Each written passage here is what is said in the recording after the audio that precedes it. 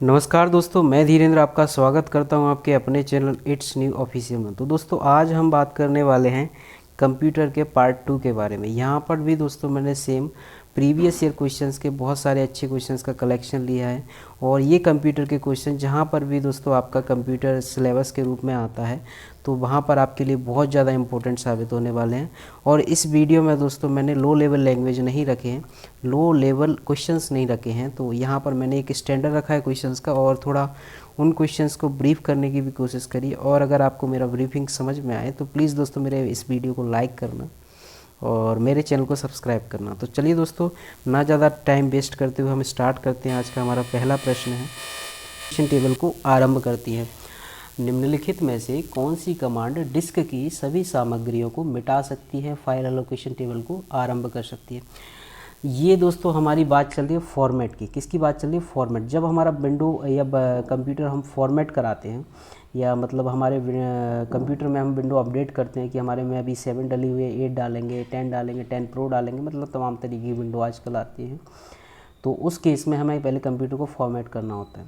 तो C drive को format करना, तो उसी फॉर्मेटिंग की प्रोसेस को बोल रहा है कमांड डिस्क की सभी सामग्रियों को मिटा सकती है। कौन सी चीज़ जो सभी सामग्रियों को एक साथ मिटा सकती है उसको फॉर्मेटिंग प्रोसेस बोलते हैं। या नेक्स्ट क्वेश्चन हमारी बात करेंगे, नेक्स्ट क्वेश्चन की बात करेंगे, विंडोज़ फाइल मैनेजमेंट के संबंध में सीडी कमांड का अर्थ क्या होता है। विंडोज़ फाइल मैनेजमेंट की बात करें तो यहाँ पर सीडी कमांड जो होती है, मतलब सीडी, यहाँ पर सीडी कॉम्पैक्ट डिस्क का चेंज नहीं है, यहाँ पर कॉम्पैक्ट डिस्क का चेंज नहीं है, चेंज डायरेक्टरी होता है इसका मीन्स। विंडोज़ फाइल मैनेजमेंट में सीडी का मीन्स चेंज डायरेक्टरी होता है, कॉम्पैक्ट डिस्क नहीं होता। हमने ये भी पढ़ रखा है, कॉम्पैक्ट डिस्क भी पढ़ रखा है, लेकिन यहाँ पर इसका मतलब ये नहीं होता, ये नहीं होता, इसका मतलब चेंज डायरेक्टरी होता है in case of Windows file management. या नेक्स्ट क्वेश्चन हमारा बात करें हम, the full form of the extension EXE का फुल फॉर्म क्या होता है। मैं एक्सटेंशंस की बात ऊपर भी कर रहा था कि बहुत ज़्यादा पूछे जाते हैं और लोगों को कंफ्यूज करते हैं इसलिए पूछे जाते हैं। तो यहाँ पर एक्सटेंशन EXE का फुल फॉर्म क्या है? एक्सक्यूटेबल होता है, याद रखना इंपॉर्टेंट है। एक्सक्यूटेबल EXE का फुल फॉर्म होता है। नेक्स्ट क्वेश्चन हम बात करें, एसिमेट्रिक क्रिप्टोग्राफी में प्राइवेट कुंजी आमतौर पर प्रयोग की जाती हैं। एसिमेट्रिक क्रिप्टोग्राफी में प्राइवेट कुंजी आमतौर पर यूज़ की जाती हैं। तो जो प्राइवेट कुंजी जो यूज़ की जाती हैं क्रिप्टोग्राफी, मतलब क्रिप्टोग्राफी आजकल तो लोग जानने लगे हैं, खैर इसको पहले नहीं जानते थे।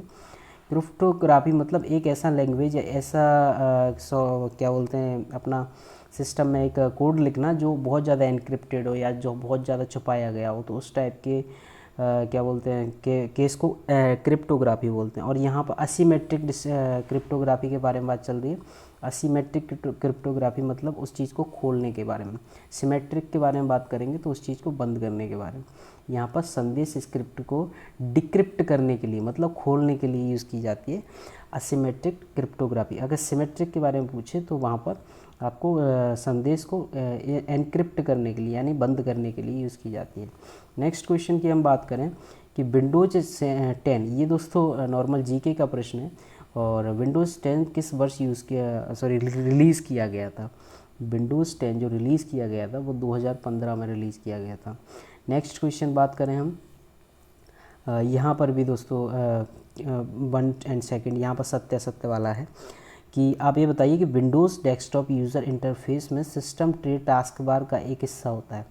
मतलब टास्क बार जो आपने देखा होगा, अब कभी कंप्यूटर अगर चलाया हो तो कंप्यूटर के सबसे नीचे वाली साइड में एक वो आता है, लाइन आती है, उसको टास्क बार बोलते हैं दोस्तों। अब ये पूछ रहा है कि टास्क बार में विंडोज़ डेस्कटॉप यूज़र इंटरफेस में सिस्टम ट्रे टास्क बार का हिस्सा होती है। सिस्टम ट्रे जो रहती है वो टास्क बार का हिस्सा रहती है, जी रहती है, करेक्ट बात है। अगर मैं दूसरी बात करूँ, विंडोज़ में शिफ्ट और डिलीट दबाने से डिलीट किए जाने वाला आइटम रिसाइकिल बिन में जाता है, जी नहीं, वो रिसाइकिल बिन में नहीं जाता, वो परमानेंट डिलीट होता है।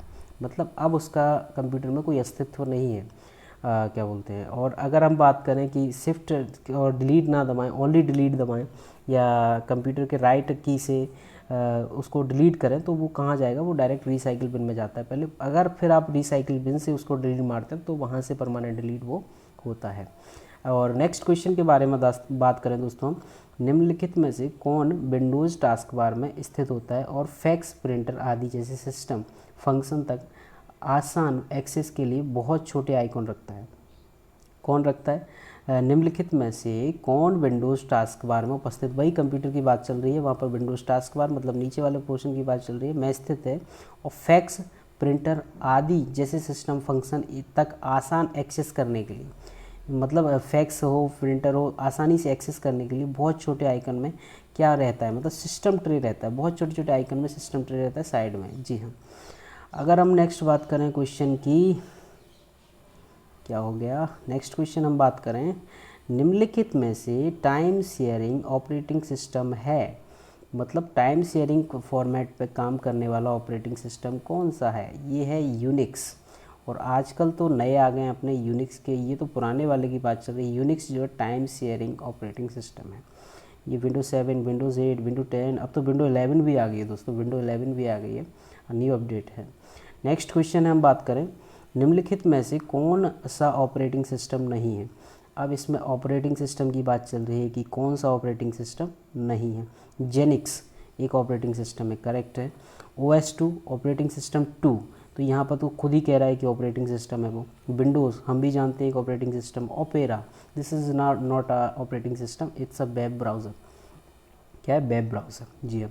नेक्स्ट क्वेश्चन हम बात करें, निम्नलिखित में से किस श्रेणी का सॉफ्टवेयर संसाधन प्रबंधन, प्रोसेस प्रबंधन, मेमोरी प्रबंधन जैसे कार्य करता है? मतलब कुल मिला के मैनेजमेंट का जो कार्य करता है वो कौन सा सॉफ्टवेयर करता है? मैनेजमेंट करता है, वो करता है सिस्टम सॉफ्टवेयर। यहाँ पर मैनेजमेंट का जो कार्य करता है वो करता है सिस्टम सॉफ्टवेयर। नेक्स्ट हम बात करें कि सत्य या असत्य कथन बताइए यहाँ पर कि DPI जितनी कम होगी। हाँ, ये DPI मतलब ये बात चल रही है जो आपको कंप्यूटर की स्क्रीन दिखती है, ये मतलब DPI में इसको ऐसे नापते हैं दोस्तों। सबसे पहली बात, आप इंपॉर्टेंट बात ये याद रख लीजिए, कंप्यूटर की स्क्रीन की जो लंबाई चौड़ाई मापी जाती है वो इस तरीके से मापी जाती है, ना कि यहाँ से यहाँ गए, यहाँ से यहाँ गए, ऐसे नहीं नापी जाती। ये विकर्ण में मापी जाती है, डायगोनली मापी जाती है। और यहाँ पर बात ये कर रहा है कि DPI जितनी कम होगी इमेज उतनी साफ़ होगी। गलत बात है भैया। DPI तो जितनी अच्छी होगी उतनी अच्छी इमेज आएगी वहाँ पर, ठीक है। और अगर मैं बात करूं कि इनपुट और आउटपुट डिवाइसों का पेरिफेरल डिवाइस भी कहा जाता है ये करेक्ट बात है कि इनपुट डिवाइस हो या आउटपुट डिवाइस हो, इनके बिना तो कंप्यूटर का काम ही ना चल सकता। मतलब अगर आप कंप्यूटर में माउस नहीं लगाओगे तो आप कैसे काम कर लोगे, आप कीबोर्ड नहीं लगाओगे आप कैसे काम कर लोगे? तो ये तो पेरिफेरल डिवाइसेस हैं, मतलब इनके बिना तो कंप्यूटर चल भी नहीं सकता। तो ये तो बहुत ज़्यादा इम्पोर्टेंट भी होती हैं।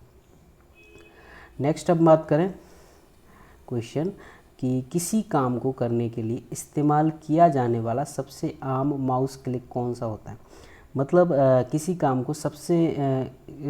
को करने के लिए इस्तेमाल किया जाने वाला सबसे आम माउस क्लिक जो मेनली नॉर्मल जो होता है वो कौन सा माउस क्लिक होता है जो आम काम करने के लिए क्लिक होता है?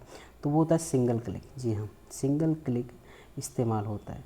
जो बाहर से जब हमें एंटर होना होता है किसी चीज़ में तब तो डबल क्लिक करते हैं, लेकिन जब आप कंप्यूटर पे वेब ब्राउज़र पे जब सर्फिंग कर रहे होते हैं तो आपको एक सिंगल क्लिक पे काम हो रहा होता है, आपको डबल क्लिक करने की ज़रूरत नहीं होती। यहाँ पर वेब ब्राउज़र के बारे में ही चर्चा चल रही है।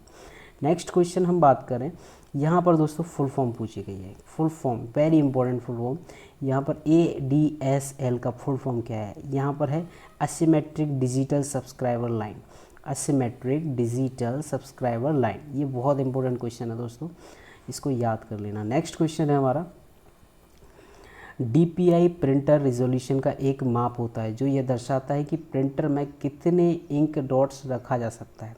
जी हाँ, DPI प्रिंटर का रिजोल्यूशन भी तय करता है। अभी आपको पता चला था कि DPI जो होता है वो आपका क्या बोलते हैं स्क्रीन के लिए भी यूज़ होता है। यहाँ पर DPI जो यूज़ हो रहा है वो प्रिंटर के लिए यूज़ हो रहा है, क्योंकि प्रिंटर भी तो अपना उसी की तरह वर्क करता है, कितना साफ दिखेगा कितना नहीं, जो यह दर्शाता है कि प्रिंटर में कितने इंक डॉट्स रख सकता है। ठीक है, तो 1 इंच कि प्रिंटर 1 इंच में, मतलब प्रिंटर अब पूरे प्रिंटर में तो नहीं रख लेगा, इसकी कोई पर्टिकुलर लंबाई चौड़ाई या पर्टिकुलर कोई पैमाना तो होगा उसका कि किस में कितना रखना है। तो मतलब यहाँ पर जैसे अपन बोलते हैं पर लीटर में 1 लीटर में इतना ये आया, तो यहाँ पर अपन ने एक पढ़ ली, मतलब एक को अपन ने एक पैमाना रखा है ना, तो यहाँ पर भी एक पैमाने की बात कर रहा है कि 1 इंच में कितने डॉट्स रख सकता है, 1 इंच में कितने इंक डॉट्स रख सकता है कौन, प्रिंटर DPI रिजोल्यूशन।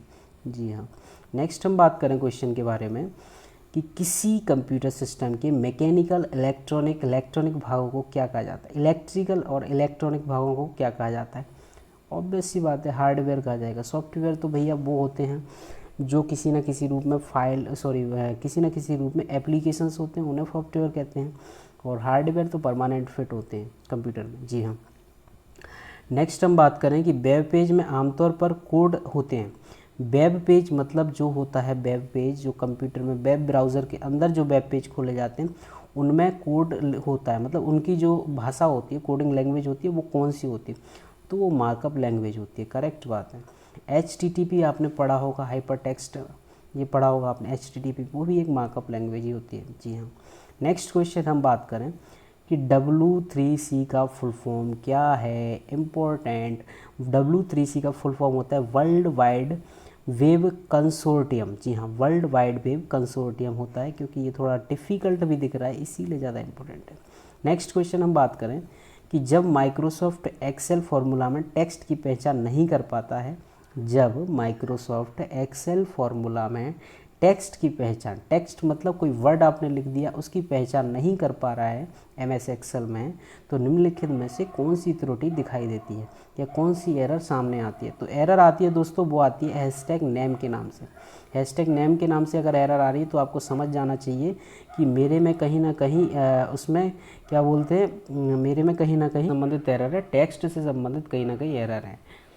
तो दोस्तों हमारा नेक्स्ट क्वेश्चन है कि MS एक्सेल में 2007 MS एक्सेल 2007 में या नए संस्करणों में, जो नई विंडोज़ आ रही है, विंडो 10 जो MS ऑफिस 10 आया है, MS ऑफिस 2016 आया, इनमें जो वर्कबुक होती है उसका डिफ़ॉल्ट रूप से एक्सटेंशन क्या है। डिफ़ॉल्ट एक्सटेंशन क्या होता है, वर्कबुक में काम करने के बाद जब हम फाइल को सेव करते हैं तो उस फाइल के सेव करने के बाद हमारा नाम के बाद में जो डिफ़ॉल्ट एक्सटेंशन आता है, जैसे डॉक्यूमेंट फाइल के लिए डॉक्स आता है, उसी प्रकार इसके लिए क्या यूज़ होता है, तो वो होता है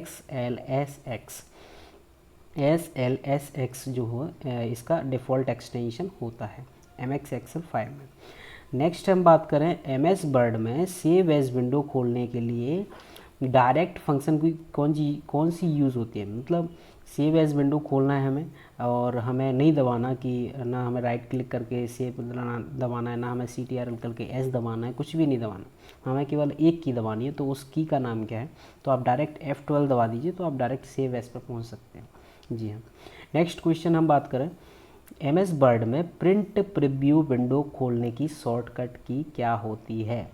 प्रिंट प्रीव्यू मतलब आप प्रिंट करने से पहले, आप किसी डॉक्यूमेंट से आपने जो फाइल बनाई उसको प्रिंट करने से पहले, डायरेक्ट प्रिंट भी दे सकते हैं, लेकिन प्रिंट करने से पहले आप उसको प्रीव्यू करना चाहते हैं कि मेरा प्रिंट किस तरीके से आएगा या मैं किस तरीके से अपने प्रिंट को निकालना चाहता हूँ। तो प्रिंट प्रीव्यू करने के लिए आपको अगर शॉर्टकट की के द्वारा खोलना है तो उसको कैसे खोलोगे, CTRL+F2 दबाना आपको पड़ेगा। नेक्स्ट क्वेश्चन हम बात करें कि वर्ड प्रोसेसर्स में एक छोटी पूंछ के साथ उसके बिना एक विशेष टेक्स्ट बॉक्स जो डॉक्यूमेंट पर एक विशेष स्थान इंगित करता है वह कहलाता है। आपने कभी देखा होगा कि MS वर्ड में जब हम टाइपिंग करते हैं तो बहुत सारे ऑप्शन आते हैं कि जैसे हमने कोई वर्ड यहाँ पर लिख दिया, लाइन लिख दी, तो अब हमें ये वर्ड हमने लिख दिया और हमने बहुत सारे कंटेंट ऊपर नीचे बहुत सारा लिख दिया। अब हमें ये पर्टिकुलर लाइन के बारे में कुछ स्पेशल याद आ गया बाद में कि हमें कुछ बताना है इसके बारे में, और हम फालतू में इधर की साइड मतलब नहीं लिखना चाहते, उस लाइन को स्पेशली बताना चाहते हैं। तो यहाँ पर आपके लिए एक ऑप्शन आता है करने के लिए कि आप यहाँ पर एक फ्लाइंग मैसेज भी लिख सकते हैं, तो उसको कॉल आउट बोलते हैं। क्या बोलते हैं, कॉल आउट। जी हाँ, विशेष टेक्स्ट जो डॉक्यूमेंट पर एक विशेष स्थान पर इंगित करता है। जी हाँ, तो उसको कॉल आउट बोलते हैं। नेक्स्ट हम बात करें निम्नलिखित में से सबसे अधिक प्रयोग किया जाने वाला वर्ड प्रोसेसिंग सॉफ्टवेयर है। वर्ड प्रोसेसिंग सॉफ्टवेयर जो सबसे ज़्यादा यूज़ होता है, तो हम भी जानते हैं ये MS वर्ड ही हमने चलाया, दम से चलाया है, बहुत ज़्यादा चलाया है। ये तो सारे नाम ही ना सुने हमने। वर्ड परफेक्ट, कीवर्ड ये नहीं है, वैसे ये है नहीं, शायद मेरे हिसाब से कोई नहीं है। MS वर्ड ही चलाया और वही हम चलाते हैं, माइक्रोसॉफ्ट ऑफिस का ये सॉफ्टवेयर है। नेक्स्ट क्वेश्चन हम बात करें कि विंडोज़ में जब आप एक नया फ़ोल्डर बनाते हैं, विंडोज़ जब आप चलाते हो, जब आप एक नया फ़ोल्डर बनाते हो तो डिफ़ॉल्ट रूप में इसमें फ़ोल्डर्स कितने होंगे। मतलब आपने नॉर्मली आपने कोई फ़ाइल सेव करनी है और आपको आपके पास फ़ोल्डर नहीं है, तो आपने एक नया फ़ोल्डर क्रिएट किया, तो अब उस नए फ़ोल्डर में क्रिएट करते टाइम पे आपको कितने ऑब्वियस फ़ोल्डर मिलेंगे, मतलब इसके अंदर कितने फ़ोल्डर आपको बने हुए मिलेंगे। तो वो आपको मिलेंगे 2 फ़ोल्डर बने हुए, ऑलरेडी बने हुए मिलेंगे, जो आपको नहीं बनाने होंगे। नेक्स्ट क्वेश्चन हम बात करें कि माइक्रोसॉफ्ट एक्सेस 2007 या इसके बाद के संस्करणों में डेटाबेस फाइलों को दर्शाने के लिए निम्नलिखित में से किस एक्सटेंशन का यूज़ किया जाता है। जी हाँ, डेटाबेस फाइलों को दर्शाने के लिए, किसके लिए, डेटाबेस फाइलों को दर्शाने के लिए किस एक्सटेंशन का यूज़ किया जाता है। यहाँ एक्सटेंशन दोस्तों बहुत ज़्यादा इंपॉर्टेंट होते हैं, तो इनको आप रट लेना जैसे भी हो। तो यहाँ पर डेटाबेस फाइलों के एक्सटेंशन की बात करें तो वो होता है ACCDB, ये रट लेना दोस्तों, वो इम्पोर्टेंट है। नेक्स्ट क्वेश्चन हम बात करते हैं कि निम्नलिखित में से कौन सी कंप्रेस्ड फाइल नहीं है, जो मतलब आपको दबाई गई नहीं है। मतलब दबाई गई से मतलब मेरा ये है कि ऐसी कौन सी फाइल है जो मतलब उसका साइज़ छोटा नहीं किया गया है। मतलब वो जब फाइल बनाई गई थी वो अगर 8 MB की फ़ाइल थी तो अभी भी वो फाइल 8 MB की ही है, उसको कंप्रेस्ड करके 4 MB की नहीं बनाया गया है। तो ये कौन सी फाइल है इन सब में से। तो ये आपको ऑब्वियस सी बात है, दिख भी रहा है कि F1.7Z जो होता है ये भी एक कंप्रेस्ड फाइल होती है। 7 बिन होती है, ये भी आप बिन और जिप दोनों चलती हैं, तो जिप भी आप एक कंप्रेस्ड फाइल होती है, विन भी एक कंप्रेस्ड फाइल होती है। एक PDF जो रहती है वो हमारी ओरिजिनल फाइल होती है। This is not a compressed file. आप इसको कंप्रेस्ड कर सकते हैं लेकिन ये ओरिजिनली कंप्रेस्ड नहीं होती है। ये मतलब आप ओरिजिनल कंटेंट होता है, अगर आपने 8 MB का बनाया तो 8 MB की ही रहेगी। और अगर आपको इसको बाद में कंप्रेस करना है तो आप इन प्रोग्राम्स या फोल्डर्स की वजह से या इन सॉफ्टवेयर के कारण आप इनको और कंप्रेस कर सकते हैं, लेकिन ये पहले से नहीं रहता है। और नेक्स्ट क्वेश्चन हम बात करें कि फाइल एक्सटेंशन .gif का पूरा नाम क्या होता है। आपने देखा होगा GIF आजकल बहुत चलते हैं, पहले यूज़ नहीं होता था इनका, पहले यूज़ नहीं होता था। पहले हम फ़ोटो जानते थे, वीडियो जानते थे, MP3 जानते थे, लेकिन अब एक नया चल गया है GIF। थोड़ी देर के लिए फ़ोटो चलता है, मतलब कुछ सेकंड्स के लिए, मिनी सेकंड्स या कुछ सेकंड मान लो, तो उसके लिए फ़ोटो में जो मूवमेंट होती है उसको GIF बोलते हैं। इसका फुल फॉर्म पूछ रहा है कुल मिला के, graphics interchange format, graphics interchange format. जी हाँ, नेक्स्ट क्वेश्चन हम बात करें सत्य असत्य। गेस्ट यूज़र अकाउंट को केवल एडमिनिस्ट्रेटर द्वारा ही सक्षम या अक्षम किया जाता है। मतलब, और मैं अभी समझा देता हूँ, गेस्ट यूज़र कंप्यूटर में कहीं भी फाइल बना सकता है। सबसे पहली बात, ये गेस्ट यूज़र किसके बारे में बात कर रहा है, मतलब ये बात कर रहा है कि मेरा एक पर्सनल कंप्यूटर है, उस कंप्यूटर में मैं जानता हूँ कि मेरे अलावा कोई और यूज़ नहीं करता है, और जब यदि कोई यूज़ करना चाहता है तो मैं उस कंप्यूटर में 2 अकाउंट ओपन कर दूंगा। मतलब एक मेरा पर्सनल रहेगा जो मैं मतलब जिसको मैं पासवर्ड डाल के या किसी भी तरीके से प्रोटेक्ट कर सकता हूँ, और एक कोई जो नया चलाने वाला है या जो नया चलाना चाहता है मेरे कंप्यूटर को, वो उसमें अपने गेस्ट यूज़र की तरह एंट्री लेगा, जो अपना काम कर सकता है as a guest user, not a administrator. Administrator इसका मालिक ही कहलाएगा, जो हर प्रकार के चेंज इस कंप्यूटर में कर सकता है। लेकिन ये गेस्ट यूज़र जो रहता है वो हर प्रकार के चेंज नहीं कर सकता, अपने काम कर सकता है लेकिन उसमें चेंजेस नहीं कर सकता कोई भी कंप्यूटर में। तो यहाँ पर बात यही चल रही है कि गेस्ट यूज़र अकाउंट को केवल एडमिनिस्ट्रेटर द्वारा ही सक्षम या अक्षम किया जा सकता है। तो बात ये सही है कि अगर गेस्ट यूज़र चाहे तो एडमिनिस्ट्रेटर को बंद या चालू नहीं कर सकता, लेकिन एडमिनिस्ट्रेटर अगर चाहे तो गेस्ट यूज़र को ब्लॉक भी कर सकता है, बंद भी कर सकता है, जो उसका चाहे वो कर सकता है। मतलब एक्टिवेट डीएक्टिवेट दोनों एडमिनिस्ट्रेटर कर सकता है, ना कि गेस्ट यूज़र। समझ आया, ये नहीं है पॉसिबल। नेक्स्ट हम बात करें कि गेस्ट यूज़र कंप्यूटर में कहीं भी फाइल बना सकता है। जी नहीं, गेस्ट यूज़र को कोई परमिशन नहीं होती कोई भी चेंजेस करने के लिए। उसको जो परमिशन लेनी होगी या उसको एंट्री जो करनी होगी वो एज अ एडमिनिस्ट्रेटर करनी होगी, तब आप जाके कहीं ना कहीं उस कंप्यूटर में कोई ना कोई चेंज कर सकते हो। आप एज अ गेस्ट यूज़र आप उस कंप्यूटर में कोई भी चेंज नहीं कर सकते। नेक्स्ट हम बात करें Windows advance boot option screen लाने के लिए कौन सी कुंजी दबाई जाती है। विंडोज़ एडवांस में बूट ऑप्शन मतलब बूटिंग कराने के लिए जो स्क्रीन पर बूट ऑप्शन लाने के लिए कौन सी डायरेक्टली की दबाई जाती है। तो आपको वुड ऑप्शन दबाने के लिए F8 की दबानी होती है। कौन सी? F8 की। जी हाँ, याद रखना, इंपॉर्टेंट क्वेश्चन है। नेक्स्ट क्वेश्चन हम बात करते हैं। नेक्स्ट क्वेश्चन हम बात करें, डेस्कटॉप आमतौर पर अधिक उपयोग के लिए डेस्कटॉप आमतौर पर अधिक उपयोग किए जाने वाले प्रोग्राम्स, फोल्डर्स और फाइल्स तक पहुंच प्रदान करता है। अब डेस्कटॉप होता है, डेस्कटॉप, हाँ जी। अब डेस्कटॉप पे आपने देखा होगा बहुत छोटे बहुत सारे आइकॉन्स बने हुए होते हैं, आइकॉन्स, जी हाँ। और उन पे हम डायरेक्टली क्लिक करेंगे, डबल क्लिक करेंगे तो आप डायरेक्टली उस फाइल पे या डायरेक्टली उस फोल्डर पे पहुंच सकते हो।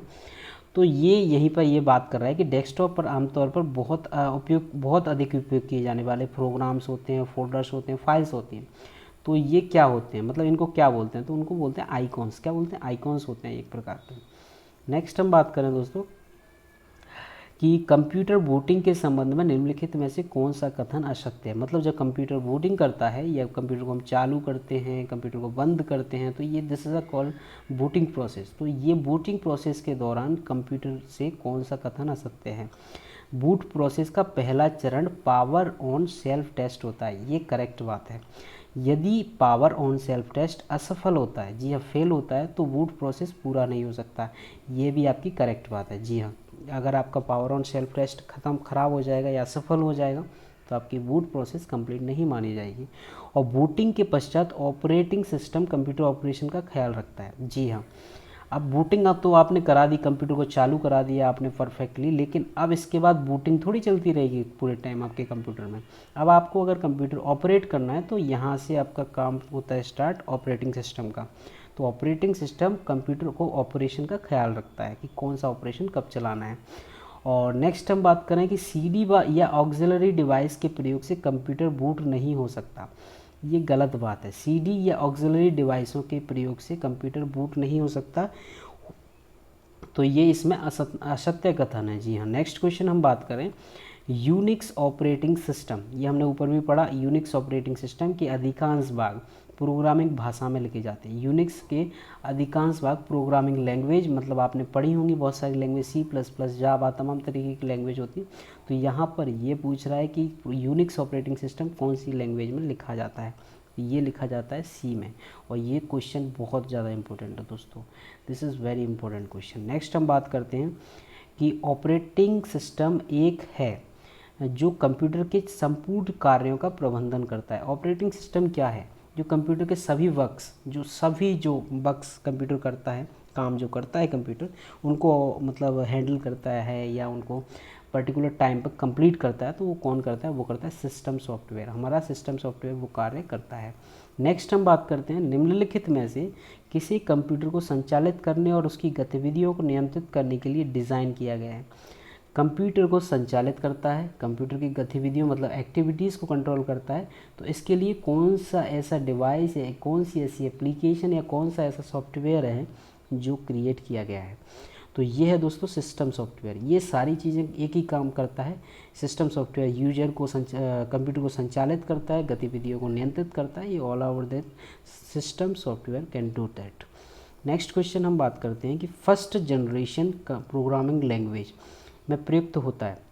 अगर हम फर्स्ट जनरेशन प्रोग्रामिंग लैंग्वेज के बारे में बात करें, मतलब फर्स्ट जनरेशन जो कंप्यूटर की जब आई थी तब उस टाइम पे कौन सी प्रोग्रामिंग लैंग्वेज हम यूज़ करते थे? तो उस टाइम पे हम यूज़ करते थे नो ट्रांसलेटर, वहाँ पर कोई यूज़ नहीं होता था। असेंबलर बहुत बाद में आया, कंपाइलर बहुत बाद में आया, इंटरप्रेटर बहुत बाद में आया। उस टाइम पर मशीनी लैंग्वेज चलती थी, उसके लिए भी आपको कोड याद रखने होते थे। अगर आपको कोड नहीं आते तो आप कंप्यूटर चला नहीं सकते। क्लियर बात ये थी। नेक्स्ट हम बात करते हैं कि PPI का अर्थ होता है, सबसे पहली बात तो PPI का फुल फॉर्म पूछ लिया गया है, पिक्सल पर इंच, याद रखना। नेक्स्ट बात कह रहा है आमतौर पर DPI जो डिजिटल प्रिंटर रिजोल्यूशन होता है, डिजिट पर इंच होता है। तो यहाँ का प्रयोग प्रिंटर रिजोल्यूशन मापने के लिए किया जाता है। प्रिंटर रिजोल्यूशन मापने के लिए किया जाता है। अब यहाँ पर सत्य पूछ रहा है, सॉरी, DPI का, ये सही बात है। और आमतौर पर DPI का प्रयोग प्रिंटर रिजोल्यूशन मापने, ये हम ऊपर पढ़ चुके हैं, करेक्ट बात है। नेक्स्ट क्वेश्चन है रैम के संबंध में निम्नलिखित में से कौन सा कथन असत्य है? रैम जो होती है, रैम के बारे में हम जानते हैं, रैम क्या होती है, ये होती है रैंडम एक्सेस मेमोरी। ये एक शॉर्ट मेमोरी होती है, ये मतलब फास्ट, बहुत फास्ट रहती है, लेकिन कैच मेमोरी से कम फास्ट रहती है। और ये शॉर्ट मेमोरी होती है, ये कुछ भी याद नहीं रखती है। आप कंप्यूटर को बंद कर दोगे, रैम मेमोरी क्लीन, नॉट मतलब इसमें कुछ भी स्टोर नहीं होता। तो रैम मेमोरी के बारे में अगर हम बात करें, रैम को मेन मेमोरी कहा जाता है, जी नहीं कहा जाता, सॉरी जी हाँ कहा जाता है, असत्य पूछ रहा है वो। रैम को मेन मेमोरी कहा जाता है, बिल्कुल कहा जाता है, क्योंकि ये पहले ही पड़ जाती है। और रैम रोम से तेज़ होती है, करेक्ट बात है। रोम एक हार्डवेयर मेमोरी होती है, रैम एक सॉफ्टवेयर मेमोरी होती है। सॉफ्टवेयर तो नहीं मतलब, लेकिन रैम जो होती है हार्डवेयर से तेज़ होती है और कैच सबसे तेज़ होती है, जी हाँ। और अगर हम बात करें कि रैम को प्राइमरी मेमोरी भी कहते हैं, करेक्ट बात है। सेकेंडरी मेमोरी रोम होती है और प्राइमरी मेमोरी रैम होती है। और यहाँ पर ये बात करें टर्सरी मेमोरी, जब प्राइमरी कह रहे हो तो टर्सरी कैसे कह सकते हो, not a possible. Next question हम बात करते हैं कि किसी प्रिंटर में डॉट पर इंच यानी DPI जितना अधिक होगा, प्रिंटेड इमेज उतनी ही कैसी होगी, साफ होगी, ऑब्वियस सी बात है। आपका DPI आपका DPI जितना, प्रिंटर का DPI जितना अच्छा होगा, उतना ऑब्वियस सी बात है आपका प्रिंट अच्छा होगा। आपका प्रिंटर बहुत अच्छे प्रिंट्स देगा। अगर आपका DPI जितना लो होगा, उतना आपके प्रिंटर ख़राब प्रिंट देगा, सीधी बात है, उसमें not any logical question. Next question है, निम्नलिखित में से आमतौर पर किस में सबसे कम प्रोसेसिंग पावर और यूज़र सपोर्ट संख्या होती है। सबसे कम प्रोसेसिंग पावर होती है, सबसे कम यूज़र सपोर्ट होता है, वो कौन सा कंप्यूटर है जिसमें ये सब कुछ होता है। ये होता है हमारे कंप्यूटर, मतलब माइक्रो कंप्यूटर होते हैं, ये होते हैं, जी हाँ। नेक्स्ट क्वेश्चन हम बात करते हैं 28, ये क्वेश्चन इम्पोर्टेंट है दोस्तों। 28 दो इकाई, दहाई, सैकड़ा, हज़ार, 10,000, लाख, 10 लाख, 28 लाख क्लॉक साइकिल प्रति सेकंड कार्यान्वित करने वाले CPU को क्लॉक दर होगी। तो इसकी क्लॉक दर कितनी होगी, मतलब इतना अगर आपने क्लॉक साइकिल प्रति सेकंड पूरी कर ली है, तो आपका CPU की क्लॉक दर क्या कहलाएगी, वो कहलाएगी 2.8 मेगा हर्ट्ज। और मेगा हर्ट्ज होती है इसकी इकाई होती है मापने वाली। तो ये याद रखना, 2.8 मेगा हर्ट्ज मतलब होता है 28 लाख, 28 लाख, जी।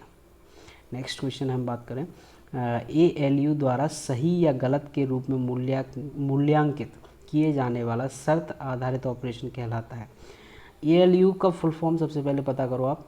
ALU मतलब होता है अर्थमेटिक लॉजिकल यूनिट, सबसे पहली बात। और ये एक CPU का भाग होता है, CPU सेंट्रल प्रोसेसिंग यूनिट का भाग होता है, हम जानते हैं ALU होता है, ठीक है। और यहाँ पर इसका जो मेन वर्क रहता है ALU का, ये और सारी प्रोसेस नहीं करता है, ये केवल मतलब तर्क आधारित, कुल मिला के ये न्यूमेरिक्स नंबर्स होते हैं, इनके लिए वर्क अच्छा करता है। लॉजिक ऑपरेशंस के लिए बहुत अच्छा वर्क करता है ALU। और बाकी चीज़ें तो कंट्रोल यूनिट हमारा करता है, CPU करता है, ALU को वर्क नहीं होता है। नेक्स्ट हम बात करते हैं कि ऑपरेटिंग सिस्टम मॉडल क्या होता है, OSI क्या है। और हम बात करें कि TCP मॉडल क्या है और हाइपर लिंक क्या होता है। तो OSI जो होता है वो होता है 7 लेयर्स। कितना होता है OSI पे, कितनी लेयर्स चढ़ी हुई होती है, 7 लेयर्स का होता है ऑपरेटिंग सिस्टम, ठीक है। और अगर हम बात करें TCP/IP ट्रांसक्रिप्शन प्रोटोकॉल और इनपुट प्रोटोकॉल, ये होता है इसका 4 लेयर्स होती हैं, जी हाँ। हाइपर लिंक के बारे में बात करें, हाइपर टेक्स्ट होता है, बहुत ज़्यादा पूछा जाने वाला क्वेश्चन, वेरी इंपॉर्टेंट। नेक्स्ट बात करें हम कि यहाँ पर भी सत्य के बारे में बात करेंगे कि शक्तिशाली कंप्यूटर मतलब जो होता है अपना सुपर कंप्यूटर, जो होते हैं वेबसाइट होस्टिंग करते हैं, जी हाँ, वेबसाइट होस्टिंग करते हैं, उन्हें वेब सर्वर कहा जाता है, करेक्ट बात है, उन्हें ही वेब सर्वर कहा जाता है। जो शक्तिशाली जो अपने सुपर कंप्यूटर होते हैं, उन्हें वेबसाइट्स को होस्ट करते हैं और उन्हें ही हम वेब सर्वर कहते हैं, जो बड़े बड़े सर्वर होते हैं। और अगर बात करें कि वाईफाई लेन से कनेक्ट करने के लिए, वाईफाई जो होता है लेन से कनेक्ट करने के लिए कंप्यूटर, जी हाँ, कंप्यूटर में वायरलेस डिवाइस होनी चाहिए, सही बात है। अगर आपके कंप्यूटर में वायरलेस डिवाइस नहीं होगी तो आप कंप्यूटर को वाईफाई से कैसे कनेक्ट कर लोगे, नहीं कर पाओगे ना। अगर आपके कंप्यूटर में वाईफाई इंस्टॉल ड्राइवर नहीं होगा, मतलब ड्राइवर आपके में इंस्टॉल नहीं होगा वाईफाई का, तो आप वाईफाई कनेक्ट कर ही नहीं सकते, कुछ भी कर लो, कुछ नहीं कर सकते आप। तो यहाँ पर सही बात है, दोनों ही बातें सही हैं। नेक्स्ट क्वेश्चन हम बात करते हैं कि किसी वेब पेज में तस्वीर या वीडियो के लिए बनाए गए लिंक को क्या कहा जाता है। मतलब किसी वेब पेज है, कोई वेब पेज है, उसमें बनाया गया है कि आपकी ये तस्वीर, इस पर तस्वीर दिखेगी, इस पर वीडियो दिखेगा, तो इसके लिए मतलब आपको लिंक के लिए क्या बनाया जाता है, उसके लिए हाइपर मीडिया बनाया जाता है। जी हाँ, कनेक्शन नहीं बनाया जाता, एज नहीं बना, विजुअल लिंक नहीं, हाइपर मीडिया बोला जाता है। जैसे मल्टीमीडिया, जैसे स्टार्टिंग में हमारे जो फ़ोन चलते थे वो फ़ोन सिंपल फ़ोन आते थे तो उनको अपन सिंपल फ़ोन बोलते थे। लेकिन जब हमारे फ़ोन में वीडियो चलना स्टार्ट हुए, हमारे फ़ोन में ऑडियो चलना स्टार्ट हुए, कैमरा आना स्टार्ट हुआ, तो हम उस फ़ोन को मल्टीमीडिया फ़ोन बोलने लगे, क्योंकि उसमें बहुत सारे फंक्शंस आने लगे। ऐसे ही यहाँ पर हाइपर मीडिया है कि मतलब यहाँ पर दो काम हो रहे हैं कि तस्वीर भी हो रही है, वीडियो भी हो रहा है, तो इसलिए हाइपर मीडिया हो जाएगा। नेक्स्ट हम बात करते हैं, निम्नलिखित में से कौन वर्ल्ड वाइड वेब पर विभिन्न वेबसाइटों पर जाने का एक वैकल्पिक नाम है। मतलब आप www, हालांकि लोग डालते नहीं हैं इसको आगे कोई भी साइट्स के, लेकिन आप जितनी भी सर्फिंग करते हो इसी के माध्यम से करते हो। तो वर्ल्ड वाइड वेब पर किसी भी वेबसाइट पर जाने के लिए वैकल्पिक नाम होता है। वैकल्पिक नाम मतलब आप अभी फेसबुक चला रहे थे, आप अब टेलीग्राम चलाने लगे हैं, अब आप व्हाट्सएप चलाने लगे हैं, मतलब in a computer not a mobile, in a computer आप मोबाइल वो व्हाट्सएप चलाने लगे, फिर आपने कोई साइट खोल ली, फिर आपने कुछ पढ़ा, फिर आपने कोई बुक पढ़ी, तो ये सब क्या हो रहा है, ये हो रहा है नेट की सर्फिंग चल रही है। क्या चल रही है? नेट सर्फिंग चल रही है। तो this is called net surfing. जी हाँ। एक्सप्लोरिंग जो होता है वो होता है खोलना, मतलब किसी चीज़ को बहुत ज़्यादा डीपली, एक्सप्लोरिंग मतलब होता है बहुत ज़्यादा विवरण प्राप्त कर लेना, बहुत ज़्यादा उसको खोल लेना। ठीक है। क्रॉलिंग जो होती है, नॉर्मली क्रॉलिंग जो हम करते हैं, पॉशिंग नॉट अ पॉशिंग। ठीक है। नेक्स्ट क्वेश्चन हमारा है, क्रोम वेब ब्राउज़र पहली बार इस वर्ष लॉन्च किया गया था। अब दोस्तों ये क्रोम के बारे में एक बात बताऊं आपको कि ये क्रोम ब्राउज़र जो है वो गूगल का है। किसका है? गूगल का ऑफिशियल ब्राउज़र है। जी हाँ। और ये क्रोम ब्राउज़र सबसे पहली बार किस वर्ष जारी किया गया था? ये किया गया था 2008 में। कब किया गया था? 2008 में। नेक्स्ट हम बात करते हैं कि क्रोम एक फ्रीवेयर वेब ब्राउज़र है। जी हाँ, जो द्वारा विकसित किया जाता है। किसके द्वारा? अभी मैं ऊपर बात करी कि ये क्रोम ब्राउज़र किसका है, ये है गूगल इंक का, तो ये गूगल का ही है, तो गूगल का ही प्रोडक्ट है क्रोम ब्राउज़र भी। अब तो फेसबुक, व्हाट्सएप सब कुछ तो उसने ले लिया है, किसने? फेसबुक ने कर लिया अपने टाइप में। नेक्स्ट हम बात करते हैं कि एमएस वर्ड में यदि टेक्स्ट फ़ॉन्ट का साइज़ 36 पीटी है, कितना? 36 पीटी है, तो यह साइज़ लगभग बराबर होता है कितने के? तो ये साइज़ की जो मतलब लंबाई चौड़ाई पूछ रहा है, अगर इतना 36 पीटी पर उसने कोई वर्ड लिखा है तो उस वर्ड की लंबाई कितनी होगी? तो उसकी आधा इंची होगी। कितना? आधा इंची लंबाई होगी उसकी। जी हाँ, याद रखना। नेक्स्ट हम बात करते हैं, एमएस वर्ड में पेज ब्रेक इंसर्ट करने के लिए कुंजी यूज़ की जाती है। Page break insert. अब मैं आपको बताता हूँ पेज ब्रेक इंसर्ट। वैसे मेरे ज़रूरत भी नहीं है बताने की। ये जो दिख रहा है आपको, ये ऊपर अलग पेज है, ये नीचे अलग पेज है, तो ये जो बीच में जो लाइन दिख रही है, ये इसको बोलते हैं पेज ब्रेक इंसर्ट। मतलब आपका पेज टूट गया है यहाँ से, आपको अलग दिखे कि पेज मेरा यहाँ से क्रैक है, यहाँ से मेरा पहला पेज था, ये दूसरा पेज है, तो इसको बोलते हैं पेज ब्रेक इंसर्ट को शॉर्टकट कुंजी। इसके लिए शॉर्टकट कुंजी कौन सी यूज़ की जाती है? ये की जाती है CTRL+Enter। जी हाँ। नेक्स्ट क्वेश्चन हम बात करते हैं, एमएस वर्ड में चयनित टेक्स्ट को डबल रेखांकन करने के लिए मतलब चयनित, आपने कोई टेक्स्ट चयनित कर लिया है और उसको आपको डबल रेखांकन करना है, उसको आपको मतलब लाइन करना है, तो आपको शॉर्टकट की कौन सी यूज़ करनी पड़ेगी? तो आपको करनी पड़ेगी CTRL दबाओ, शिफ्ट दबाओ, फिर D दबाओ, तो आपका डबल रेखांकन हो जाएगा उस पर। नेक्स्ट क्वेश्चन हम बात करते हैं कि कस्टमाइज टेक्स्ट जिसे वर्ड प्रोसेसर डॉक्यूमेंट के प्रत्येक पेज के निचले भाग पर डालता है, उसे कहा जाता है। हमने पिछली बार दोस्तों लिंक के बारे में बात करी थी कि हम लिंक डालेंगे, ऊपर डालते हैं, नीचे डालते हैं, और इस बार हम बात करते हैं हेडर और फुटर के बारे में। जी हाँ, ये बहुत ज़्यादा इंपॉर्टेंट है और पूछे भी बहुत जाते हैं कि किसी भी पेज पर वर्ड प्रोसेसर डॉक्यूमेंट पर अगर आपको ऊपर की साइड कोई नॉलेज मिलती है, नीचे की साइड कोई नॉलेज मिलती है, छोटे से बॉक्स में कोई नॉलेज ऊपर नीचे कहीं मिलती है, तो उसको क्या बोलते हैं? अगर नॉलेज ऊपर की साइड है तो उसको हेडर बोलेंगे। क्या बोलेंगे? उसको हेडर बोलेंगे। और नीचे की साइड है तो उसको बोलेंगे फुटर।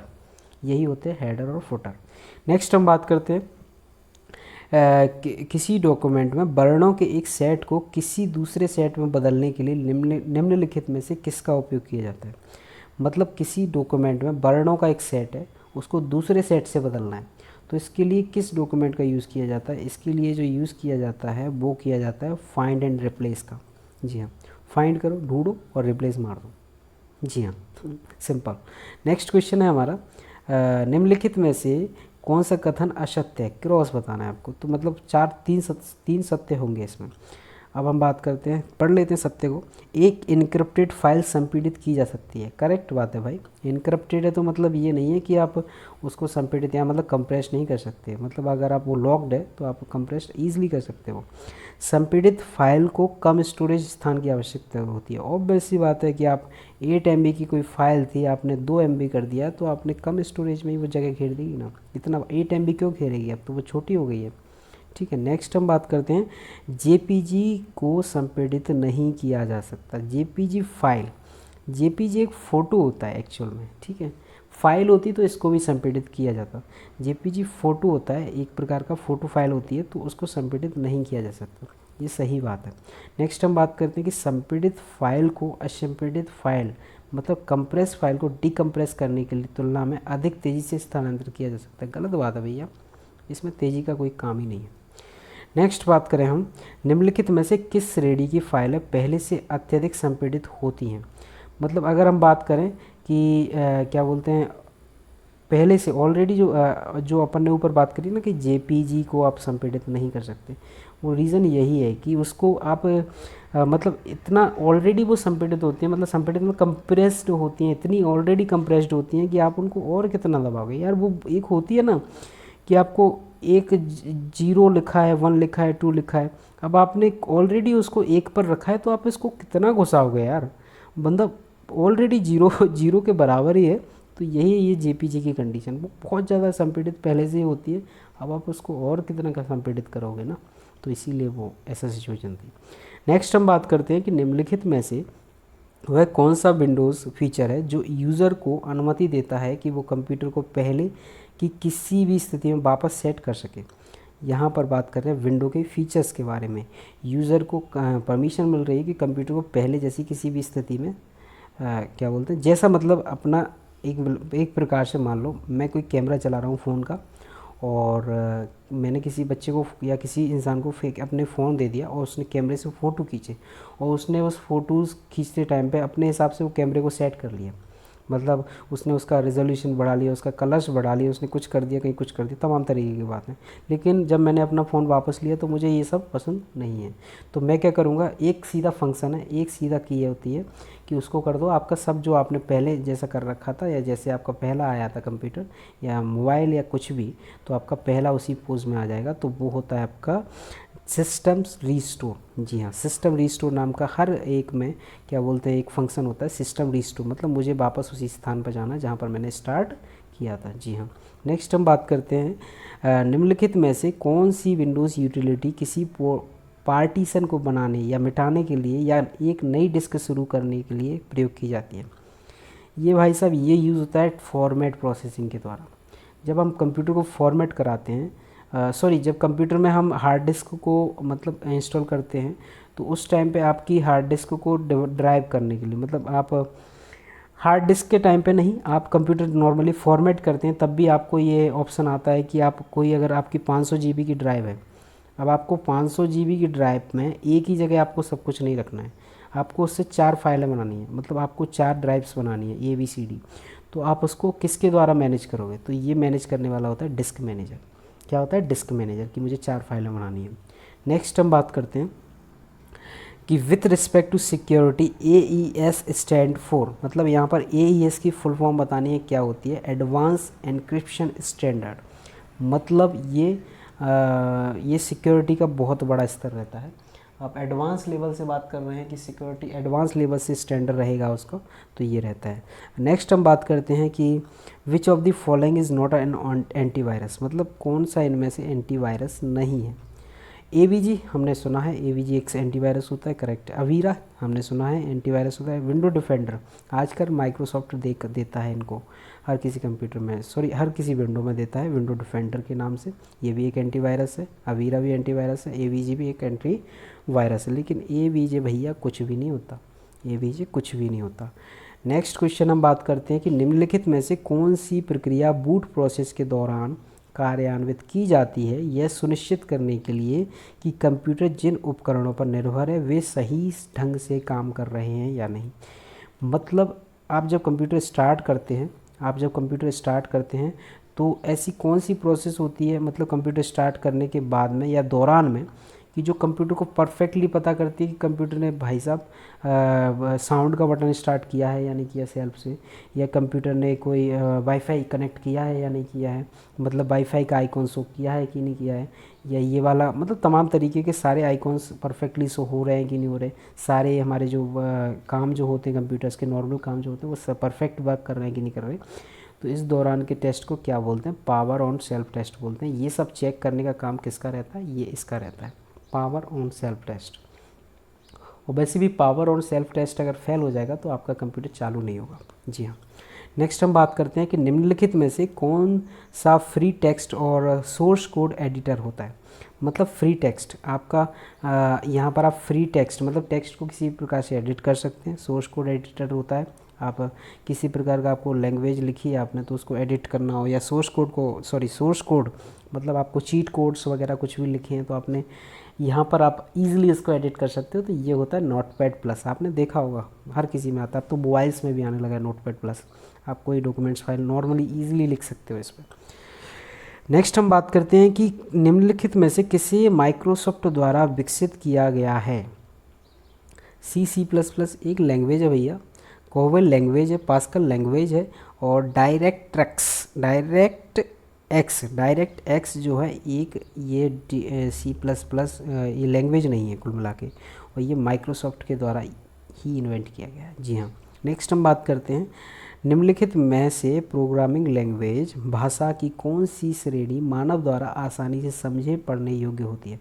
मतलब ऐसी कौन सी प्रोग्रामिंग लैंग्वेज होती है जो हम ह्यूमन आसानी से पढ़ सकते हैं कंप्यूटर की, तो वो होती है हाई लेवल लैंग्वेज। क्या होती है, हाई लेवल लैंग्वेज। मशीनी लैंग्वेज कभी नहीं पढ़ सकते भैया, याद रखनी पड़ती है, ये अपन पढ़ नहीं सकते इसको। नेक्स्ट हम बात करते हैं कि ट्रैक क्या होता है। जी हाँ, यहाँ पर आप फिर से मैच करोगे इसको। ट्रैक क्या होता है, ट्रैक होता है आपका एक डिस्क का वृत्ताकार आकार। आपने डिस्क देखी होगी, ट्रैक का होता है वृत्ताकार भाग होता है, एक सर्कुलर पैथ होता है या मतलब सर्कुलर भाग होता है तो उसको ट्रैक बोलते हैं। अब ट्रैक के अंदर ये सेक्टर क्या होता है। जी हाँ, सेक्टर क्या होता है, ट्रैक के भाग होते हैं। क्या होते हैं, ट्रैक के भाग, ये हो गए सेक्टर। जी हाँ। अगर सिलेंडर की बात करें, सिलेंडर क्या होते हैं, एकाधिक सतहों के एक जैसे ट्रैक्स का संग्रह। एक से अधिक सतहें हैं और उस पर एक से अधिक ट्रैक्स बने हुए हैं तो उसके संग्रह को क्या बोलते हैं, हम सिलेंडर बोलते हैं। जी हाँ। ये बात जो चल रही है ना बच्चा, ये चल रही है सीडी के लिए, किसके, कॉम्पैक्ट डिस्क के लिए, डीवीडी के लिए, ये इन सब के लिए बात चल रही है। ये तीनों क्वेश्चंस जो ऊपर पूछे गए इन्हीं से रिलेटेड है। नेक्स्ट हम बात करते हैं निम्नलिखित में से क्या फ्लैश मेमोरी के बहुत ज़्यादा समान होता है। फ्लैश मेमोरी मतलब कैच मेमोरी के समान जो होता है, मतलब लगभग बहुत ज़्यादा समान होता है, एक जैसा तो नहीं होता लेकिन बहुत ज़्यादा समान होता है। वो कौन सा होता है, ई रोम होता है। ठीक है। नेक्स्ट क्वेश्चन है हमारा, डी रैम पर स्टोर किए गए डेटा को लगातार रिफ्रेश करने की आवश्यकता होती है क्योंकि वह उपयोग करता है, क्या उपयोग करता है, डी रैम जो होता है उस पर स्टोर किए गए डेटा को लगातार रिफ्रेश करने की आवश्यकता इसलिए होती है क्योंकि यह उपयोग करता है, क्या उपयोग करता है, कैपेसिटर उपयोग करता है।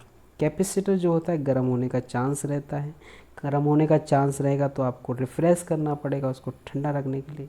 जी हाँ। तो यहाँ पर गर्म से मतलब मेरा वो गर्म नहीं है, लेकिन आप समझ रहे हो, मतलब रिफ़्रेश करने के लिए आप, नहीं तो हैंग कर जाएगा आपको डी रैम। जी हाँ। नेक्स्ट हम बात करते हैं क्वालिटी। जी हाँ, आपने कीबोर्ड देखा होगा लेकिन ये अपन उसमें नहीं देखते, कंप्यूटर में नहीं देखते, आजकल आप मोबाइल में देख सकते हैं, क्वालिटी के नाम से आता है। क्वालिटी कीबोर्ड में क्यू से संबंधित कुंजी इस रूप में दिखाई देती है। क्यू से संबंधित कुंजी इस रूप में दिखाई देती है कि वर्णमाला कुंजी की पहली पंक्ति की पहली कुंजी है। वर्णमाला में जो यूज़ हुआ है, पहली कुंजी जो है वो क्यू से स्टार्ट है, तो ये देखी जाती है क्वालिटी कीबोर्ड में। जी हाँ। नेक्स्ट क्वेश्चन हम बात करते हैं नेक्स्ट क्वेश्चन हम बात करते हैं कि निम्नलिखित में से किसमें आमतौर पर सबसे अधिक प्रोसेसिंग पावर और यूज़र सपोर्ट संख्या होती है। हमने बात करी थी कि सबसे कम यूज़र सपोर्ट और सबसे कम यूज़र संख्या, सबसे कम प्रोसेसिंग पावर और सबसे कम यूज़र सपोर्ट किस में होता है, वो हमने बताया था माइक्रो कंप्यूटर में, जब भाई बताया था कुछ टाइम पहले। लेकिन अब यहाँ पर पूछ रहा है सबसे अधिक प्रोसेसिंग पावर होनी चाहिए और सबसे अधिक यूज़र सपोर्ट होनी चाहिए, वो किस में होगा। ऑब्वियस सी बात है, जितने ज़्यादा क्या बोलते हैं आपको यूज़र सपोर्ट चाहिए तो उतना ज़्यादा आपको प्रोसेसिंग पावर चाहिए, और अगर आपको इतना ज़्यादा प्रोसेसिंग पावर चाहिए तो आपको जाना पड़ेगा सुपर कंप्यूटर के पास। छोटे मोटे कंप्यूटर का काम नहीं है ये करना भैया। नेक्स्ट हम बात करते हैं कि निम्नलिखित में से कौन डेटा और निर्देशों के कार्यान्वयन हेतु हार्डवेयर के संचालन का निर्देशन करता है। हार्डवेयर के संचालन का निर्देशन कौन करता है, ये करता है कंट्रोल यूनिट। करेक्ट बात है, एएलयू अर्थमेटिक करता है, और इनपुट डिवाइस तो इनपुट ही होती हैं, आउटपुट ही होते हैं, जानते हो आप। नेक्स्ट हम बात करते हैं कि कोई वेब पेज ब्राउज़ करते समय कंप्यूटर पर सेव की गई फाइलों को इस रूप में संदर्भित किया जाता है। आपने कोई वेब पेज मतलब कोई साइट खोली, आपको कोई कंटेंट चाहिए था उससे, वीडियो ऑडियो, तो आपने वो चीज़ आपने अपने कंप्यूटर में पर्सनली, क्योंकि आप इस साइट को बंद करोगे, आप कंप्यूटर के ब्राउज़र को बंद करोगे तो वो चली जाएगी। लेकिन यदि आपको आपके कंप्यूटर में वो रखनी है परमानेंटली, तो आपको उसको क्या करना पड़ेगा, उसको करना पड़ेगा डाउनलोड। जी हाँ, तो उसको डाउनलोडिंग प्रोसेस बोलते हैं। नेक्स्ट हम बात करते हैं गूगल का प्रयोग करते समय दोहरे उद्धरण चिन्हों में शब्दों को रखने की परिणाम में ऐसे वेब पेज आते हैं जिनमें होता है शब्दों का वही क्रम। क्या होता है, शब्दों का वही क्रम होता है, दोहरे उद्धरण चिन्हों को रखने में परिणाम में आते हैं। जी हाँ। नेक्स्ट हम बात करते हैं जब सापेक्ष अनुपात या अंश पूर्णता स्पष्ट रूप से दिखना हो तो निम्नलिखित में से कौन सा अधिक उपयुक्त होता है। जब सापेक्ष अनुपात या अंश पूर्णता स्पष्ट रूप से दिखाना हो तो निम्नलिखित में से कौन सा अधिक उपयुक्त होता है, ये होता है पाई चार्ट। जी हाँ, करेक्ट आंसर है पाई चार्ट, इंपॉर्टेंट भी है दोस्तों ये।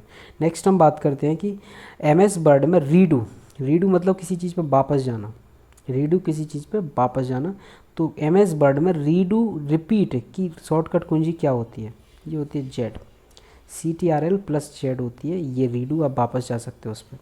नेक्स्ट हम बात करते हैं कि एमएस वर्ड में स्पेलिंग कमांड चुनने की फंक्शन की क्या होती है। स्पेलिंग कमांड मतलब आपको कोई आपने वर्ड लिख दिया, टेक्स्ट आपने लिख दिया, अब आपको चेक करना है कि ये सही है कि नहीं, तो आप स्पेलिंग कमांड का यूज़ करते हैं, उसके लिए F7 यूज़ करोगे। जी हाँ, F7। नेक्स्ट हम बात करते हैं कि कस्टमाइज टेक्स्ट जिसे वर्ड प्रोसेसर डॉक्यूमेंट के प्रत्येक पेज के शीर्ष पर रखा जाता है।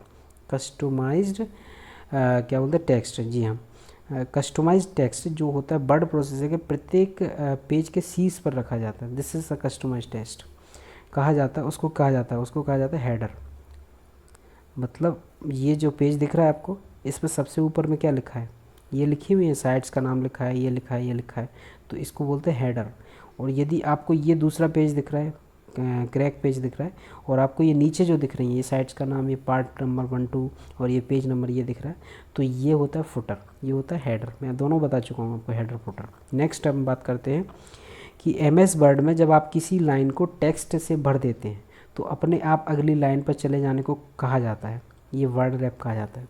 मतलब आपको ये करना नहीं पड़ता कि आपको अगली लाइन पर जाना है, आप ऑटोमेटिकली आप यहाँ पर लिख रहे हो, ये लाइन ख़त्म हो गई तो आप ऑटोमेटिकली यहाँ पहुँच जाओगे। नहीं तो आप अगर ऑफिशियल प्रिंटर या ऑफिशियल आप टाइपिंग पर जाओगे तो आपको खुद करना पड़ेगा उसको कि मुझे अब नीचे वाले पेज पर जाना है, आपको खिसकाना पड़ेगा। लेकिन यहाँ पर ऐसा कुछ नहीं होता, वो ऑटोमेटिक आ जाता है, तो उसको वर्ड रैपिंग बोलते हैं। क्या बोलते हैं, वर्ड रैपिंग।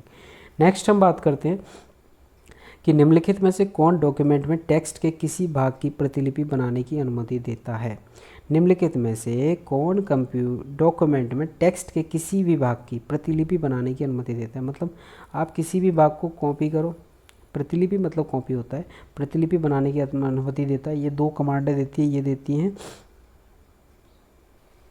ये कौन सा फंक्शन होता है, ये कौन सा ऑपरेशन होता है दोस्तों, ये होता है कॉपी को करना, पेस्ट करना, कॉपी पेस्ट होता है। ये होता है कौन से डॉक्यूमेंट में, टेक्स्ट के लिए। जी हाँ। नेक्स्ट हम बात करते हैं कि डाउनलोडिंग एक प्रक्रिया है जिसमें एक फ़ाइल को ले जाया जाता है। कहाँ से ले जाया जाता है, आप डाउनलोडिंग कर रहे हैं, इस डाउनलोडिंग प्रक्रिया में क्या होता है, आप क्या करते हो कि एक वेब सर्वर होता है, आप सुपर कंप्यूटर से, मतलब सुपर कंप्यूटर के वेब सर्वर से आप एक फ़ाइल को आप सुपर कंप्यूटर से वहाँ से उठाकर आप अपने लोकल मशीन पर रख रहे हो, तो इसको बोलते हैं डाउनलोडिंग। जी हाँ। नेक्स्ट हम बात करते हैं, निम्नलिखित में से कौन सी डॉस कमांड ग्राफिक्स रूप में किसी ड्राइव या पाथ की डायरेक्टरी संरचना को प्रदर्शित करता है? क्या करता है? ट्री मेथड होता है, ये ट्री मेथड होता है, टोपोलॉजी होती है ट्री। जी हाँ। नेक्स्ट हम बात करते हैं, निम्नलिखित में से कौन सी केस सेंसिटिव ऑपरेटिंग सिस्टम है? कौन सा केस सेंसिटिव ऑपरेटिंग सिस्टम है? ये है यूनिक्स। जी हाँ। Case sensitive operating system Unix होता है। डॉस अलग चीज़ है, विंडोज़ अलग चीज़ है, ये भी ऑपरेटिंग सिस्टम ही है लेकिन ये नहीं है केस सेंसिटिव। ये केस सेंसिटिव की अगर बात चलती है यूनिक्स है। नेक्स्ट हम बात करते हैं, निम्नलिखित में से कौन सी कीबोर्ड पर की स्ट्रैक रिकॉर्ड करने की प्रक्रिया है? की स्ट्रैक रिकॉर्ड करने की जो प्रक्रिया होती है कीबोर्ड पर, उसको क्या कहते हैं? उसको कहते हैं की लॉगिंग। क्या कहते हैं? की लॉगिंग। जी हाँ, इंपॉर्टेंट है दोस्तों ये। नेक्स्ट हम बात करते हैं कि सुरक्षा के संबंध में DES का अर्थ क्या होता है? सुरक्षा के मतलब आप सिक्योरिटी के रीज़न से की वजह से आप बात करें तो DES का मतलब क्या होता है? Data inscription standard. Data inscription standard full form होती है इसकी।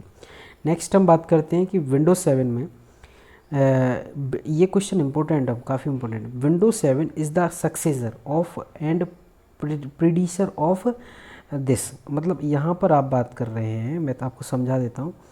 आप यहाँ पर रख लीजिए 7 को रख लीजिए, यहाँ पर रखोगे 8 को। मतलब विंडोज 7 का जो सक्सेसर है, मतलब विंडोज 7 से जो सक्सेस मतलब जो अच्छा है वो क्या है? वो विंडोज 7 से जो अच्छा है, जो सक्सेसर है विंडोज 7 से जो प्रीडिसेसर है जो है वो है विंडो 8। क्या हो जाएगा? Window 8 predecessor. और जो आपका सक्सेसर है, मतलब विंडो 7 जो था सक्सेसर, किसको सक्सेस किया था? किसको किया था? इसने विंडो एक्स विस्टा को किया था। कि विंडोज़ विस्टा को जो है सक्सेसर कहलाता है, विंडोज़ विस्टा का सक्सेसर कहलाएगा और प्रीडेसर कहलाएगा इसका विंडो 8 का। जिसे याद रखना। तो विंडो 7 को बेस रख के रखा जा रहा है। जी हाँ। नेक्स्ट हम बात करें कि OLI द्वारा विकसित एक स्वामित्व वाली तकनीकी प्रौद्योगिकी है माइक्रोसॉफ्ट कॉरपोरेशन। जी हाँ। OLI के द्वारा विकसित एक स्वामित्व वाली टेक्निक प्रौद्योगिकी टेक्नोलॉजी है, वो है माइक्रोसॉफ्ट है। नेक्स्ट हम बात करें सॉफ्ट बूटिंग। अब यहाँ पर बूटिंग के बारे में बात चली, बूटिंग अब मैं समझा चुका हूँ बहुत बार। नेक्स्ट यहाँ पर अब बूटिंग के बारे में बात चली कि सॉफ्ट बूटिंग क्या होती है? ये होती है पावर हटाए बिना कंप्यूटर को रीस्टार्ट करना। मतलब पावर हटाए, आपने कंप्यूटर से पावर नहीं हटाया लेकिन आप कंप्यूटर को रीस्टार्ट कर रहे हो, ठीक है, ये होती है सॉफ्ट बूटिंग। हार्ड बूटिंग क्या होती है भैया? हार्ड बूटिंग होती है पावर व्यावहारिक रूप से बंद होती है और फिर भी वापस चालू हो जाता है। मतलब आपने पावर बंद कर रखी है लेकिन फिर भी आपका कंप्यूटर चालू हो रहा है, तो उसको बोलते हैं हार्ड बूटिंग। आपने कर्री वाली बूटिंग कर रखी है। यहाँ पर स्लीप तो आप जानते हैं, स्लीप कम पावर को कम करता है लेकिन कंप्यूटर को चलाता रहता है। स्लीपिंग जो रहती है, कंप्यूटर पीछे बैकग्राउंड में आप स्लीपिंग, आपको कंप्यूटर बंद दिखेगा, आपको कंप्यूटर में कुछ भी नहीं दिखेगा, लेकिन एक्चुअली क्या होता है कंप्यूटर में पीछे रन कर रहे होते हैं प्रोग्राम्स। आप पीछे इसको भी कंट्रोल करने के लिए, स्लीपिंग को भी कंट्रोल करने के लिए पीछे प्रोग्राम्स चल रहे हैं, तो आप ये चीज़ याद रखिए। नेक्स्ट हम बात करते हैं, निम्नलिखित में से किसका उपयोग मल्टीमीडिया एप्लीकेशंस जैसे गेम्स और माइक्रोसॉफ्ट प्लेटफॉर्म पर वीडियो बनाना विकसित करने के लिए किया जाता है? मल्टीमीडिया एप्लीकेशंस जैसे गेम्स माइक्रोसॉफ्ट प्लेटफॉर्म पर वीडियो बनाने विकसित करने के लिए किया जाता है, वो किया जाता है डायरेक्ट एक्स का। ये किसकी है? अभी ऊपर बात चली भी थी, ये किसकी है? डायरेक्ट एक्स किसकी है? ये है क्या बोलते हैं, गूगल की। जी हाँ, सॉरी माइक्रोसॉफ्ट की। जी हाँ। नेक्स्ट हम बात करते हैं, निम्न कंप्यूटर सिस्टम को बूट करने के लिए निम्नलिखित में से किसकी प्रारंभिक आवश्यकता होती है? कंप्यूटर सिस्टम को बूट करने के लिए किसकी आवश्यकता होती है? ये होती है बायोस की, basic input output system, BIOS की आवश्यकता होती है बूटिंग, बेसिक प्रोसेस बूटिंग करने के लिए। नेक्स्ट हम बात करते हैं सत्य। यूपीएस कंप्यूटर सिस्टम को तब आपातकालीन पावर प्रदान करता है जब इनपुट पावर स्रोत या मेन पावर काम नहीं करते। ये सही बात है भैया कि यूपीएस का यूज़ इस चीज़ के लिए होता है कि इमरजेंसी जो पावर होता है वो उसको देता है, किसको? कंप्यूटर को देता है कि एकदम इंटरप्ट ना हो जाए कंप्यूटर, नहीं तो उसका विंडो वगैरह सब उड़ जाएगा। इसीलिए जो होता है आपातकालीन पावर प्रदान करता है यूपीएस। नेक्स्ट हम बात करें कि कंप्यूटर के भौतिक पते की आईपी एड्रेस के रूप में भी जाना जाता है। कंप्यूटर का भौतिक पता अलग चीज़ होती है, आईपी एड्रेस अलग चीज़ होती है। गजब बात करते हो भाई, यहाँ पर फर्स्ट है जी हाँ, करेक्ट आंसर है। नेक्स्ट बात करते हैं हम, असेंबली लैंग्वेज द्वारा प्रोग्राम लिखने के लिए इस्तेमाल किए जाने वाले संक्षिप्त शब्द मतलब शॉर्ट टर्म्स को क्या कहते हैं? इसको कहते हैं निमोनिटिक्स। क्या कहते हैं? निमोटिक्स। निमोटिक्स जी हाँ। कंप्यूटर में जो असेंबली लैंग्वेज में जो लिखे जाते हैं उनमें जो शब्द यूज़ किए जाते हैं उनको निमोनिक्स कहते हैं, सॉरी। नेक्स्ट हम बात करते हैं, निम्नलिखित में से सबसे महत्वपूर्ण सिस्टम सॉफ्टवेयर कौन सा है जो कंप्यूटर की सभी गतिविधियों को संचालित करता है? जो कंप्यूटर की सभी गतिविधियाँ मतलब ऑल ओवर दी गतिविधि, जो भी कुछ हो रहा है कंप्यूटर में, वो सब कुछ कंट्रोल कौन करता है? Operating system. ऑपरेटिंग सिस्टम ही है वो सब कुछ कंट्रोल करता है, इसके अंदर आता है सब कुछ, ऑपरेटिंग सिस्टम के अंदर जी हाँ। नेक्स्ट हम बात करते हैं, वह लैंग्वेज कौन सी? वह लैंग्वेज जो कंपाइलर द्वारा मशीन कोड में परिवर्तित की गई है कहलाती है। लैंग्वेज है कंपाइलर के द्वारा, कंपाइलर मतलब क्या है? ये चेंज करने वाला फॉर्मेट है।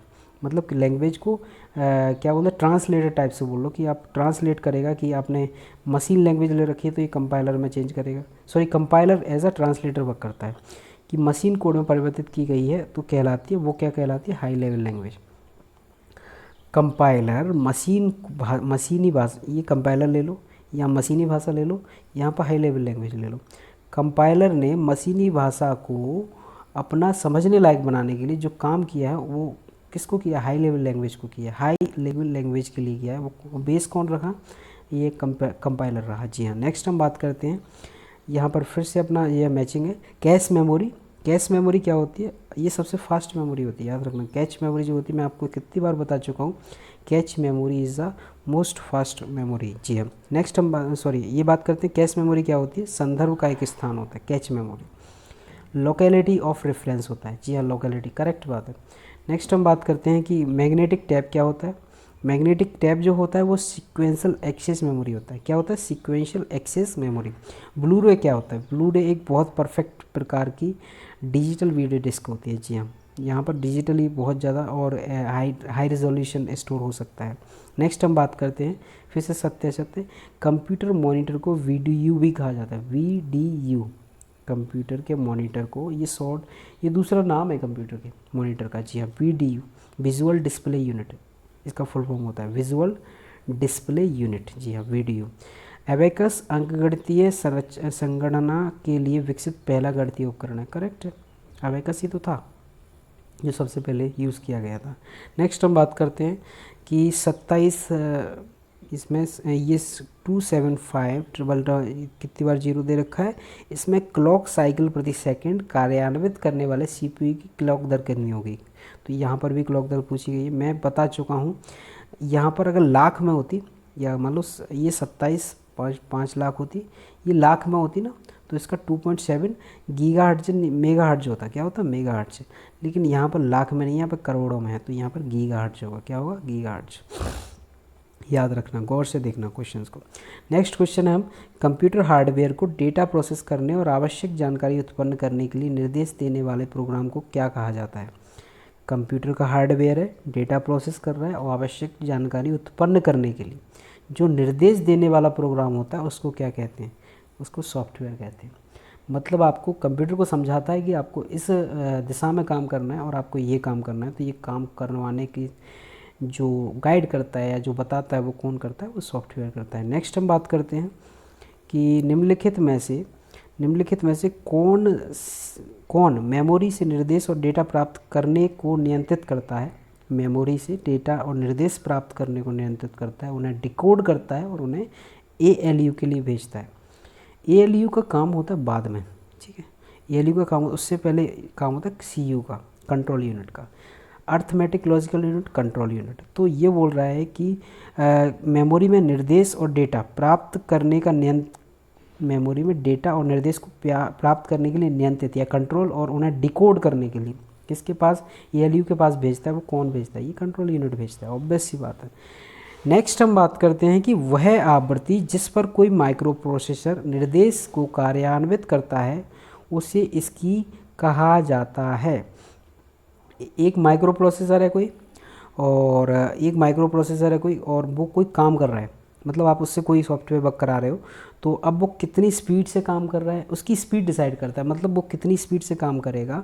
तो उसकी स्पीड डिसाइड करने के लिए कौन सी यूनिट यूज़ की जाती है, वो की जाती है क्लॉक स्पीड। क्या यूज़ की जाती है? क्लॉक स्पीड, याद रखना। और ये इंपॉर्टेंट क्वेश्चन है दोस्तों, वेरी इंपॉर्टेंट क्वेश्चन।